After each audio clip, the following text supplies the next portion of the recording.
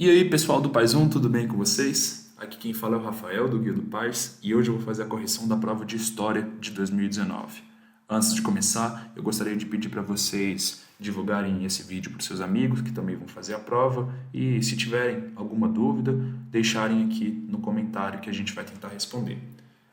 Vamos para o primeiro item de história que apareceu nessa prova, lembrando a vocês que são do Paz 1 que os itens eles não aparecem tipo essa parte aqui vai ser só de item de história, essa só de geografia, não. É uma prova em que os itens das matérias vêm misturados, então você pode ter junto com história, literatura, biologia. Aí a 15 foi a primeira questão de história que apareceu nessa prova. A cultura grega se notabilizou pelo surgimento, especialmente em Atenas, do conceito de democracia que, por significar poder do povo, se distingue da monarquia, poder de um, e da oligarquia ou aristocracia, poder de poucos. De fato, a principal característica sobre a Grécia Antiga, que a gente estuda na escola, é o surgimento da democracia, que no caso deles era uma democracia participativa. Participativa no sentido de todos os cidadãos participarem diretamente da tomada de decisões sobre tudo que era relacionado a polis, tudo que era relacionado à vida pública, à administração, todos os cidadãos participavam, deliberavam, discutiam, debatiam, até que se chegasse à decisão final. Então, até aí tá certo, né? Surgiu lá a democracia, bonitinho, e aí o item ainda coloca que, por significar poder do povo, se difere, né, da monarquia, poder de um, e aí você pensa, monarquia, poder de um, sim, né? No caso, o rei, aí você pensa na palavra também monopólio, monarquia, monopólio é quando é só uma empresa dominando o mercado, monarquia, uma pessoa no poder. Mesma coisa você faz para a oligarquia, oligopólio era quando eram poucos no poder, oligosacarídeos, né? Monossacarídeos, você pensa nesse sufixo que ele vai valer para tudo e te ajuda a pensar em uma série de palavras que a prova gosta de trazer às vezes também. Ou aristocracia. Bonitinho o item 15, tá certinho. Aí eu só queria fazer um comentário aqui com vocês que eu coloquei participação direta de todos os cidadãos. Só que o conceito, né, de cidadão na Grécia era muito restrito. Então a democracia era participativa e direta. Só que as pessoas que estavam participando dela não eram todo mundo que morava lá. Era, pelo contrário, um grupo muito restrito, porque para ser cidadão você tinha que ser homem, ateniense, no caso aqui da questão que trouxe o exemplo de Atenas, livre, ou seja, não podia ser escravo, e ainda precisava ter uma idade mínima. Ou seja, se você fosse mulher, estrangeiro ou escravo, você ficava de fora dessas decisões. Então, acabava sendo essa democracia participativa, só que muito restrita. Olha a série de coisas que você tinha que ser para poder participar dela efetivamente.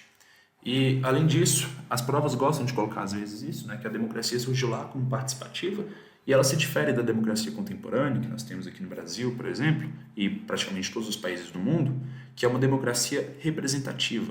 Ou seja, na participativa, os cidadãos participam diretamente. E na representativa, eles votam para escolher os seus representantes, no nosso caso, os nossos congressistas, né? E aí, eles que vão estar participando dessas discussões. No caso do legislativo, a gente também vota para o executivo. Quis colocar essa diferença até para pensar também, né? Que a democracia participativa, todo mundo discutindo, rolava quando era esse grupo restrito, mas talvez não dê para você colocar 200 milhões de brasileiros discutindo. Seria legal para se tomar decisão, mas como você faz esse processo? É uma coisa interessante de se pensar também, né? E aqui vamos para o próximo item, 24. As culturas agrícolas da cana-de-açúcar, do cacau, do algodão e a extração de pedras preciosas conferiram ao atual estado da Bahia, no período colonial, uma centralidade econômica e territorial que foi posteriormente deslocada, em grande parte, para outras atividades econômicas e outras regiões do Brasil. A gente sabe, né, que a Bahia tinha essa centralidade econômica que foi trazida pelo item. A capital, Salvador, né, era na Bahia, e lá foi a capital durante um bom tempo, até que se transferiu para o Rio de Janeiro. E essa própria transferência já demonstra para a gente que a Bahia foi perdendo a centralidade econômica e territorial que ela tinha. E no caso desse item 24, ele estava num bloco de questões que se referiam a um poema do Gregório de Matos, um poema que era obra, que é o Triste Bahia. Também tem uma música, né, o Caetano Veloso fez uma música a partir dele. E diz assim, ó, são os 4 primeiros versos. Triste Bahia, ao qual de semelhante, estás e estou do nosso antigo estado.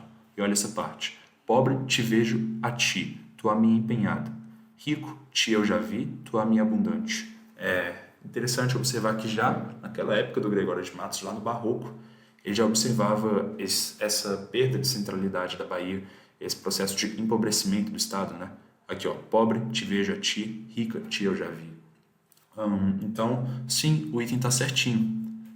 Temos agora esse texto que, no geral, nos diz o seguinte: aquela teoria de que o ser humano teria atravessado o Estreito de Bering para vir povoar a América talvez seja inviável do ponto de vista biológico. E é mais provável que nós tenhamos saído da África e chegado à América pelo Oceano Atlântico, que naquela época, 20 mil anos atrás, estava 140 metros abaixo do nível atual e, além disso, a distância entre a América e a África era menor. Daí, o item 60 nos diz: apesar de os primeiros hominídeos terem surgido na África, o Homo sapiens, o hominídeo anatomicamente moderno, apareceu inicialmente na Europa e de lá emigrou para o continente americano. E aí, isso é uma grande fake news. Tá errado o item, porque a migração humana, como a gente sabe, o Homo sapiens se origina na África. E aí, de lá que ele se irradia pelo mundo inteiro. É muito legal, se vocês tiverem interesse, lerem o livro Sapiens do Yuval Noah Harari, não sei se eu pronunciei o nome certo, que nos primeiros capítulos ele fala um pouco sobre isso. E depois ele vai contando sobre toda a história dos Sapiens até os dias atuais, né? Até quem somos nós hoje. Ok, então o item está errado porque disse que, na verdade, o Homo sapiens surge na Europa. Não, balela, fake news, não é verdade, está errado. 61. A chegada dos portugueses ao Brasil em princípios da Idade Moderna insere-se no contexto de crise da velha ordem feudal europeia, quando a nascente burguesia, a vida urbana e o comércio ganham um novo impulso. Eu ia falar de fato, mas eu acho que eu já falei em outros itens e vocês iam ficar de saco cheio. Mas vamos analisar. A gente estava tendo, quando da descoberta do Brasil, já essa crise do feudalismo no contexto, e a própria descoberta do Brasil, vocês vão perceber, ela é uma expressão dessa crise do feudalismo. Porque a gente tinha junto com ela, assim como eu trouxe o item, essa nascente burguesia, a vida urbana e o comércio. Essas três coisas que eu citei, são opostas às dinâmicas que os feudos permitiam. Pense no feudo como uma coisa fechada, né? Tudo produzido para ele mesmo, ele é murado e tal. E aí você tem uma vida urbana e um comércio que eles buscam não uma coisa fechada, mas o fluxo, né? O comércio ele é o fluxo de mercadorias, é a troca de mercadorias. Então não pode ser mais fechado como era no feudo. A gente vai ter o desenvolvimento da burguesia nos burgos, que são os muros dos feudos, quando se criam feiras e tal, mostrando como aquela estrutura feudal já não era adequada, já estava ficando ultrapassada. E outra coisa relacionada a essa crise do feudalismo é o surgimento dos estados nacionais, que vão estar substituindo as dinâmicas feudais de suzerania e vassalagem. E aí surge Portugal e Espanha, primeiramente. E, como o próprio item trouxe, o comércio. Junta os três, e você vai ter o contexto em que ocorreram as expansões marítimas. Né? E nesse contexto, houve então o descobrimento, né, ou mais adequadamente o achamento do Brasil. O item disse aí, bonitinho, ele está com sede correto, certo? 62. A colonização do Brasil, subordinada aos preceitos absolutistas e mercantilistas vigentes na Europa, teve na escravidão africana uma de suas mais importantes bases de sustentação. Cara, foi direto ao ponto, né? A escravidão era o que sustentava a colonização aqui no Brasil.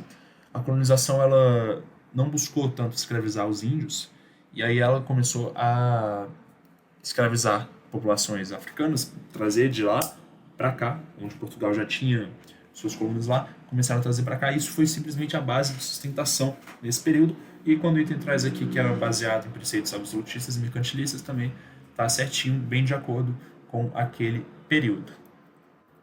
78. Roma produziu uma cultura original devido à recusa dos romanos em interagir e receber algum tipo de influência cultural dos povos conquistados. Olha aqui, ele colocou recusa. E assim, tá aqui um mapa do Império Romano em seu ápice, né? Ou seja, era enorme. Aqui você tem isso, era Roma. E olha onde chega. Chega até na Grã-Bretanha atual, chega em Portugal, chega aqui no norte africano, Egito, galera. Enorme. E aí, quando Roma ia conquistando, havia um processo que ficou conhecido na história como a romanização, que é a propagação da cultura romana para os povos conquistados. E aí, para você fazer essa propagação da cultura, você fazia esses povos assimilarem a sua cultura, fazer um processo de aculturação deles para eles terem a sua. Isso realmente acontecia, e talvez o item tenha sido desenhado dessa maneira até para confundir quem lembra da romanização e pensar que a cultura romana ficava imutável à medida que ela ia conquistando esses povos. Mas na verdade não. A cultura romana tentava, né, dominar esses povos, só que ela também sofria influência das culturas a quem ela chegava. E essa influência, na verdade, foi muito marcante para determinar, ao longo do tempo, o desenvolvimento da cultura romana. Então o item está errado ao falar que houve essa recusa de receber e interagir tipos de influências culturais dos povos conquistados. Houve sim essa influência, não houve essa recusa como o item trouxe, por isso está errado. 79. A exuberância das obras de engenharia e arquitetura romanas contrasta com a ausência da filosofia e do direito na cultura de Roma antiga. Olha que contrasta, ausência. Estava dizendo para a gente que tem arquitetura romana e engenharia, no exemplo da questão trazia os aquedutos, a gente pode citar o Coliseu e várias outras obras marcantes de Roma. E aí diz que isso contrasta, porque existia essa exuberância, mas contrasta com a filosofia e do direito, dizendo que eles não existiam, ou seja, a ausência de filosofia e do direito na cultura de Roma antiga. Isso daí está muito errado, porque a principal coisa que a gente aprende sobre Roma é sobre o seu direito, talvez, né, que assim como a Grécia nos originou a democracia, Roma nos deu o direito, criou as bases do direito que existem até hoje. E existiam também os filósofos romanos, Sêneca, Marco Túlio Cícero, vários históricos que foram marcantes. A questão está errada ao dizer que não existia direito e filosofia nessa cultura. Está bem errado, bem facinho de você dizer. Chegamos aqui ao final dessa correção. Foi uma prova com poucos itens de história. Eu procurei várias vezes, não sei se ficou faltando alguma coisa, fiquei até preocupado. Mas eu li 3 vezes e isso foi tudo de história que eu encontrei na prova de PAIS 1 de 2019. Tá aqui direitinho, gabarito. Foram 7 itens do tipo A, né? Cada item do tipo A vale X, então, como X foi 0,9, nós temos 7 vezes 0,9 igual a 6,37 pontos que você poderia ter aí nessa parte de história. Se você acertou todos, você ganha 6,37 pontos. E vocês viram que não foram muito difíceis esses itens, dava para levar tranquilamente. Pessoal,